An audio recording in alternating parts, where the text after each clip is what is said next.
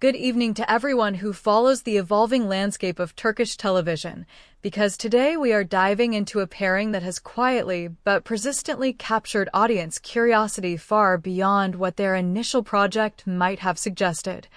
And that is the dynamic between Baris Baktas and Yagmur Yuksel, two actors whose rise has been shaped not only by their on-screen performances, but also by the unpredictable energy of audience interpretation. What makes their collaboration particularly interesting is not just the storyline they were part of, but how viewers began to project emotional continuity between fiction and reality, especially during the airing of Yuksel-Where,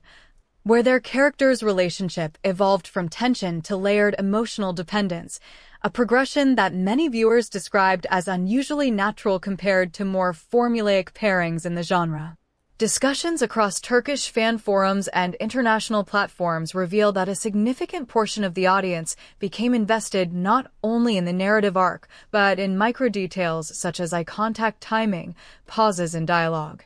and even body language during scenes that were not necessarily written as romantic peaks, suggesting that the chemistry was being interpreted as something more organic than scripted. Interviews given during the height of the show's popularity added further ambiguity, as both actors maintained a professional stance while subtly acknowledging the intensity of viewer reactions, which only amplified speculation without confirming anything concrete. What complicates the narrative further is the production style of daily Turkish dramas, where actors spend extended periods filming under tight schedules,